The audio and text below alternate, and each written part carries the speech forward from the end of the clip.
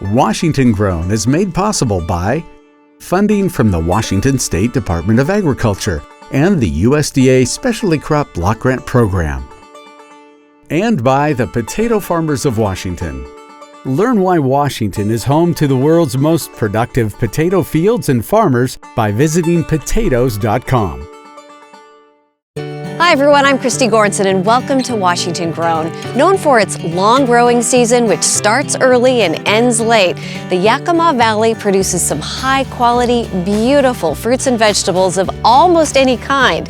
In this episode, we're going to explore this region that's known as the source of Washington's food scene. I'm talking with an apple expert in a blooming orchard. When I was 6 months old, my parents were picking apples on the family farm and I was in an apple box under the tree. My learning started early. And I'm making salmon with cherry compote at Waterfire restaurant in Yakima. Kind of depends on how much cheese you want. There you go, that's what I thought. More. Here we go. Then Tomas and I are learning what makes Yakima so great. Here's to Yakima. Here's to Yakima. Thank you, guys. I'll listen more today on Washington Grown.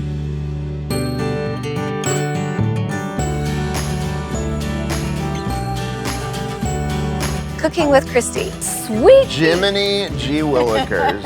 Watch my bangs. Go big or go home. Ah, right in my eye. You made me a believer. Oh, I am making a mess. Oh, Val, I love you. Heaven on a plate. That's yummy. We're gonna get a to-go cup for these? Yeah. You keep talking, I'll keep eating. Here in Yakima, fresh produce is abundant, so it's no surprise you can find some great food. Waterfire Restaurant and Bar is serving up some incredible dishes that highlight the variety of flavors in the region. From asparagus in the ground to fish from the rivers, they're making sure every dish is as fresh as can be. The food here is so much better because it is fresh. We have tried, I would say, half of the menu and never disappointed. It's like you have your own little garden. We want people to come in and feel at home. We want you to feel welcome. Sous Chef Savannah Elliott and her team in the kitchen want to make sure that the customers feel important.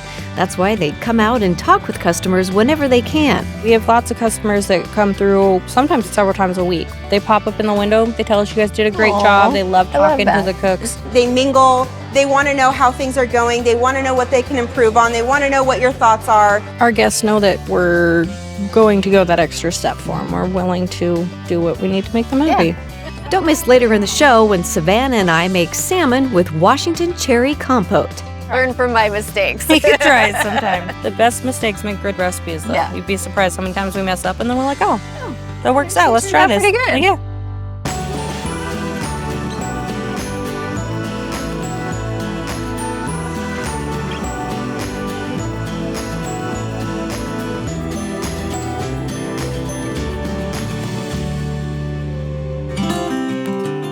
Although there are many beautiful places in Washington state, there aren't many that are quite as picturesque as an apple orchard in the springtime.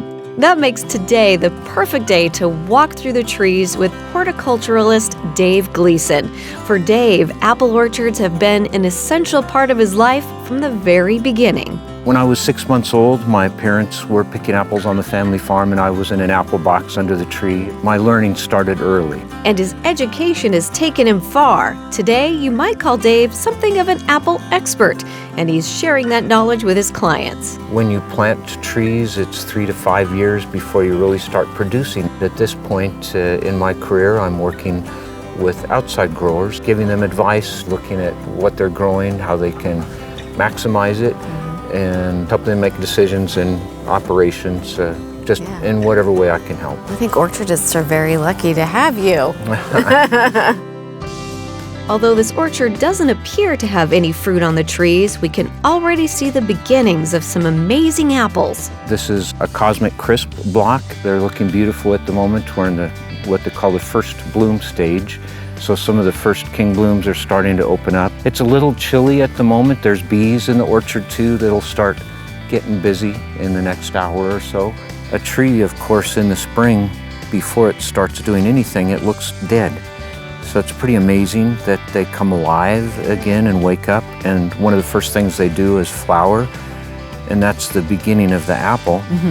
There's male and female parts in the inside of the flower. Inside the center are ovaries, and you can see eggs, or actually seeds, that become the core of the fruit. Most apple varieties are not self-fruitful, so though there's pollen and male and female parts, the male parts won't pollinize in that individual variety. So we've actually planted other types of apples inside the block to have a diversity of pollen. And then we need the insects, the bees in particular, to move that pollen from flower to flower so that then the apple begins to develop. There's somewhere between 5 to 7 flowers in one bud. Yeah. And each of those flowers can become an apple. There's one in the center that is the first one to bloom, and it's head and shoulders above the others. Yeah. And that's the king bloom. Generally, in most varieties, that would be the best apple. Washington has a wonderful climate. It's a very special place in that regard, growing some of the best apples in the world, probably the best. What a beautiful day to be out here. I know, right? It's warm, sunny, apple blossoms. It's a good day. Here in Seattle, one truck is serving up some hot and delicious food with a special twist. Chicken Fix creates its menu with a simple philosophy: make great dishes using great ingredients. Combining their backgrounds, Mary and her husband John Rudd have created a menu that's both simple and diverse with bold and incredible flavors. My husband, his family does the American style of fried chicken. Okay. And then I wanted to introduce the Filipino food like the lumpia and the adobo because we wanted people to really try American and Filipino dishes. Yes, so that sounds fun. And just the way that you're incorporating your different cultures and styles. Today's special, a macaroni salad, but with a Filipino twist using pineapple, green peppers, and Washington-grown Fuji apples. But before I get to try it, let's see what those here in Seattle think of it. Yeah, that's pretty tasty. Heavenly divine. Very good. It's nice and creamy, a little mild, and you got a little bit of the veggies. Taste the apples? You taste the apples? I taste the cheese. Okay. Oh, I just got a chunk of apple. Never had any macaroni with apple. And so this is Filipino macaroni salad. Tried and true. Yes, it is. There you go. There's all the proof you need. Yeah, it's fruity, it's fresh. That's really nice. Yeah. I'm going to finish this. Even though you got another one coming. Well, you can always save the other one for later. It's pretty tasty. Can I keep this? Yes, you can keep that. That's yours, Sam. Sounds good. Thanks, Tomas. Awesome. Thank you. This is the macaroni salad that everybody is raving about. Now, hey, I'm going to be honest with you. I've never been a fan of macaroni salad. Well, I'm hoping you like this one. So I'm excited. A little bit of everything. All right, ready? Here we go. You made me a believer. And I love that sweetness of the pineapple. Yes. But then you get that bite of the green pepper. Yes. And there's this fun little like teeter-totter effect. If I'm ever going to make macaroni salad, I got to do it like this. Yeah? All right, well, if you need the recipe, call me.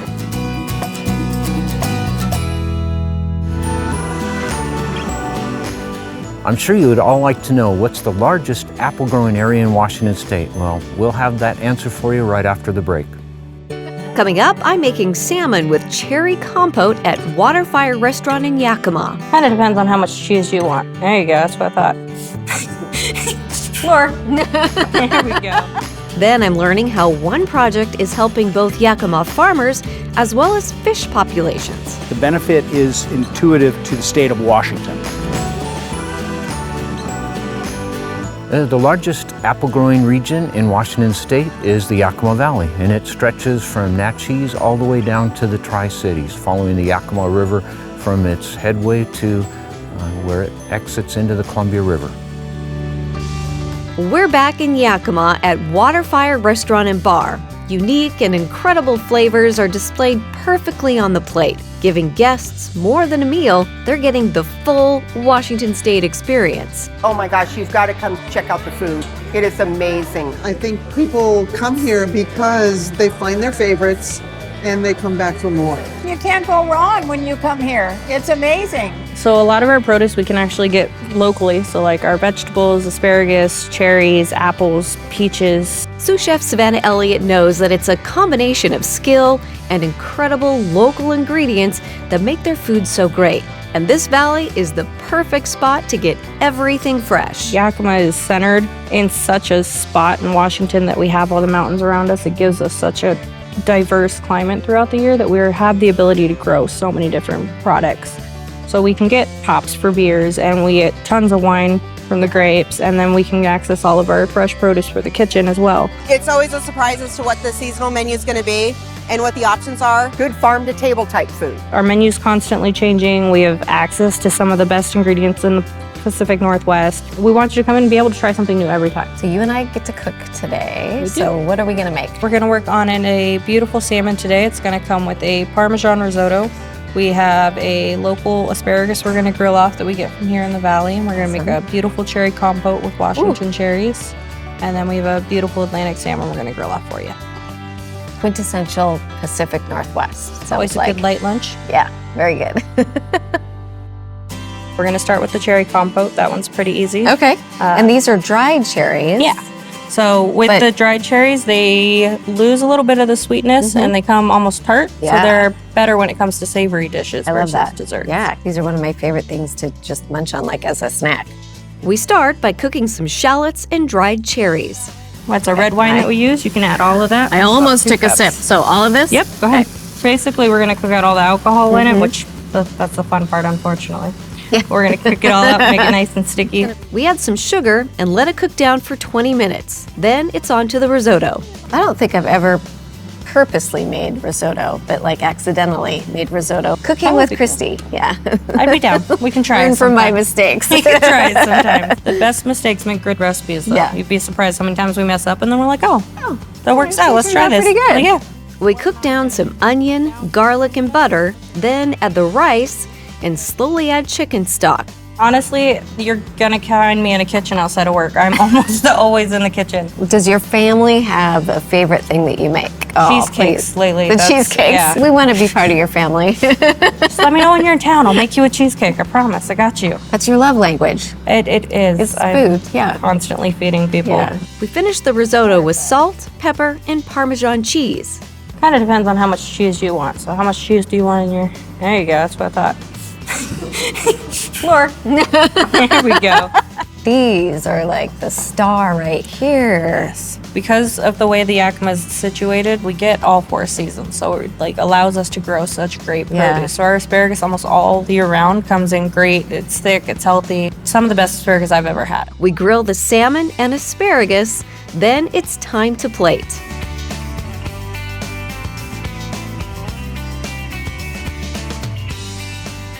That's so good. It's like a bunch of different layers. The cherries are lovely. Salmon's one of those fishes that takes a lot of flavors into it. When you add in the tartness of the cherries, it brings out the lightness of the fish. That's what we aim for with a lot of our dishes. We don't want you to just get one flavor palette. We want you to have an experience. You eat a little this, then when you eat it all together, it's something else. You enjoy a couple glasses of wine, you eat your fish, and it's a good night. So delicious. Thank you so much. For this and more chef-inspired recipes, visit us at wagrown.com. In the Yakima Valley, water is an important resource, especially during summers when temperatures soar. Here in the Weenass Valley, farmers were using an above-ground irrigation system to water their crops, which caused a lot of issues. As a director for the Purdon Ditch Association, as well as for the Weenass Irrigation Board, Steve Johnson knows all too well how many problems the system caused. In the open ditch, we lost anywhere from 1 to 2 CFS worth of water, which is a significant amount of water. The ditch would be full of weeds, and it was just constant maintenance, water shutoffs. It never ended. It was all summer long. We've been at this out here for about 10 years on this specific project. Michael Tobin is the district manager for the North Yakima Conservation District. He and his team worked with the farmers to create something called a ditch headgate diversion. Changing the above-ground irrigation canals to underground irrigation pipes and adding this structure helped save water and protect local fish. This is a typical fish screen setup that you would find anywhere in the Yakima River Basin. Okay. You'll notice that it's running at a very specific rate, very and slow. It has perforated holes in it because we're dealing with fish that are only this big. Yeah. If they swim up against it, they instinctively want to burst away from it. When fish come against the fish screen, they need to be able to escape. And you notice they're in at an angle. So this helps encourage them to go down there. And that is a bypass structure. So that bypass structure is a pipe that goes underground, and way over there in the heavily vegetated area where it's nice and cool and safe, that's where we're returning fish back to the stream. Nice. The benefit is intuitive to the state of Washington. Without fish, what are we? What this does, it provides much cleaner water than what we're used to seeing. Number two, more water. Cool. I think at my pump, I've gained 10 pounds of pressure. Oh. I think some of the irrigators at the lower end are upwards of 20 to 25 pounds, which in some instances is enough to irrigate without an electric pump. Yeah. That's a big deal. That water savings, it's not just for Perton Ditch Association, but it's for the entire district. There's more water in the lake for longer periods of time, and everybody benefits. What would you say is the experience working with the Conservation District on this project? Easy. There's no other way to describe it. That is a big project that is well worth it and time well spent by the Conservation District. Coming up, Tomas and I are learning why Yakima is so great. Here's to Yakima. Here's to Yakima. Yeah. Thank you, guys.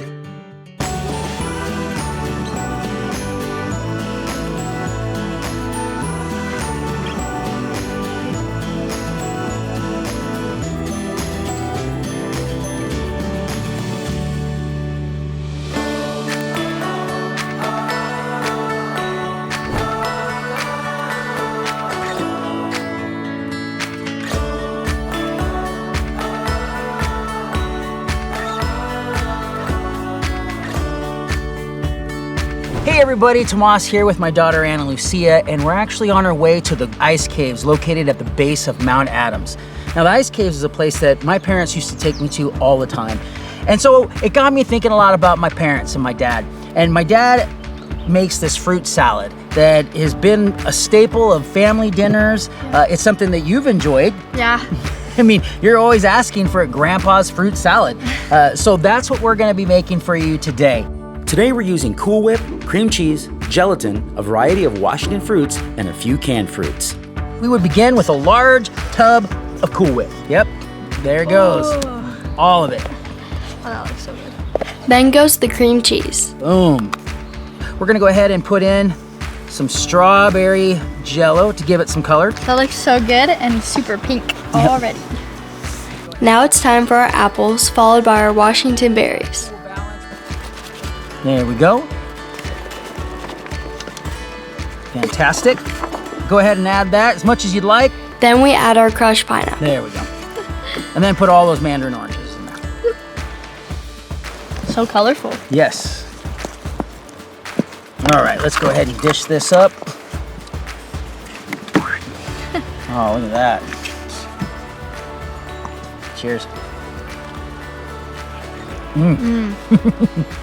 Not good. Mm-hmm. That was like the exact same. Made it just like Dad did. Mm-hmm. That is great. Mm. To learn how to make this recipe and many others, head on over to wagrown.com. Tomas, here we are in historic downtown Yes, Yakima. we are. I'm excited to be here because it is kind of the epicenter of this area of agriculture, and I'm excited to learn about that, but also someone's hometown. That's right, that's right. So we're gonna hook up with a couple of Yakima experts, and Awesome. they're gonna tell us more about the history and this beautiful city. All right, let's go check it out. In order to learn the history of Yakima, you have to talk about the beginning of the craft brewing industry. CEO of the Greater Yakima Chamber of Commerce, Christy Foster, took me to a special place to learn about just that. This is Front Street. This is the second oldest building here in Yakima. It was at this building that Burt Grant opened one of the first pub breweries in America, all to celebrate fabulous Yakima hops. Right behind us was the pub. He also brought the first pelletizer to the United States. What is that? It's a hop. It turns the hops into pellets. Well, and we need that That's to happen, right? Yes. Next, we walked over to the old train depot where Burt Grant's story continued. This is where Burt Grant moved after he left the location over here, and he opened the brewery on this side of the street. So one time, though, there was beer here. There was beer. With hops comes beer. Yakima's history is tied closely to agriculture, and early agriculture couldn't succeed without the railroad. I'm talking with John Ball, the Director Emeritus of the Yakima Valley Museum. We're actually walking on railroad tracks. There used to be railroad tracks. And these buildings to my right were used in the food processing industry. All the fruit would be brought in from all the orchards out in the surrounding area, and then it would be packaged and transshipped onto rail cars. But this is where it all started. This was really the hub of it. We want to keep that history here in Yakima because it is so important for our community. While Christy's learning about Yakima's past, I'm learning about its future. Kurt Wilson, the director of the Downtown Association of Yakima, is working to revitalize Yakima, making it an even better place to live. I'm the executive director of Main Street, so as part of a Main Street community, we're basically trying to do economic development. We're doing design projects that basically just show that we have life down here and that Yakima's moving forward. We're not looking back. But still, they never forget our farmers and their importance to Yakima's past, present, and future.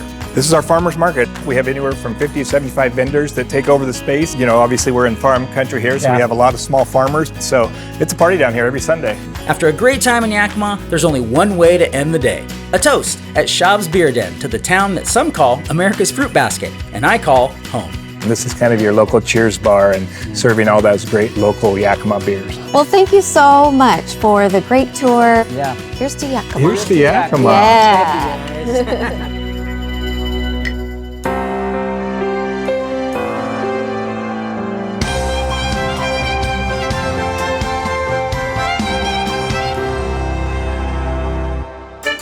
For 200 years, Washington has been growing apples, and for nearly a century, we've been the leading producer in the nation.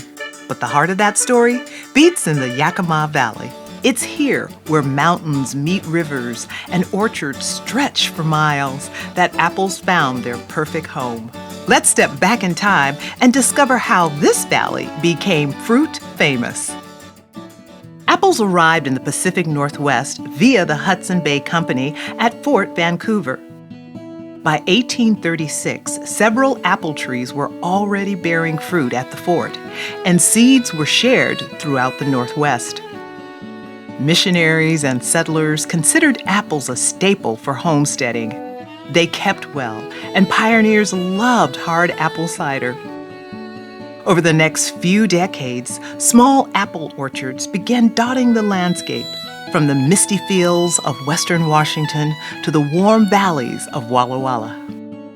As settlers moved north into the foothills of the Cascades, they learned that apples thrived in the long summers and cold winters.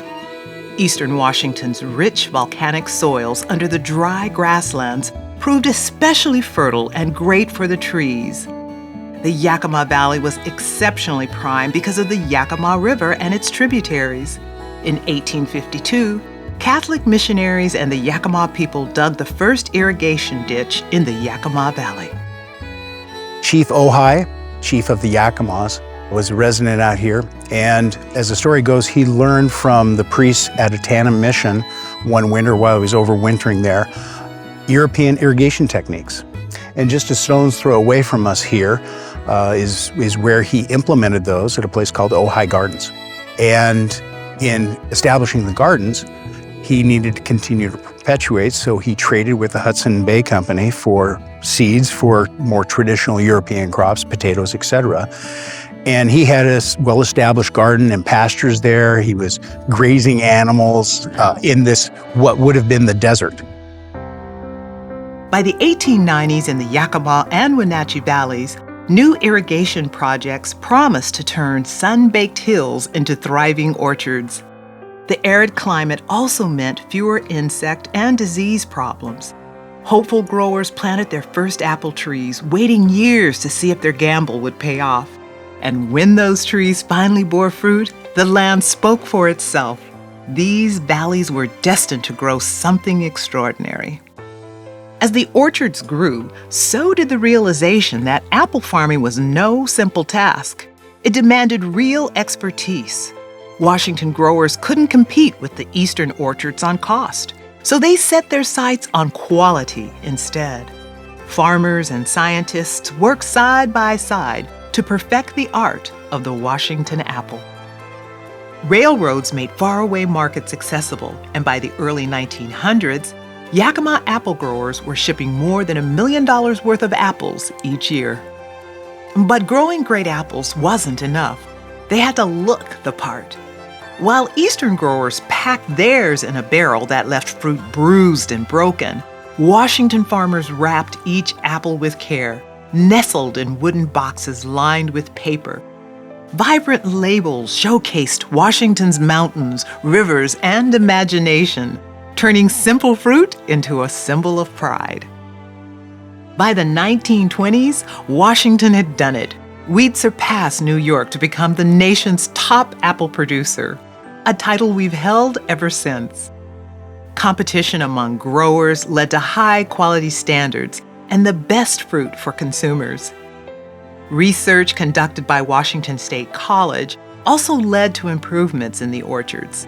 Farmers improved how they fertilized and managed pests, and new varieties made their way to the orchards. Washington apple standards are the most rigorous in the country. Today, the Yakima Valley stands at the heart of America's apple country, the nation's leading region for apple growing, stretching from Natchez all the way down to the Tri-Cities. Known throughout the world for being the best, Washington apples are more than a legacy for our state. They are a treat.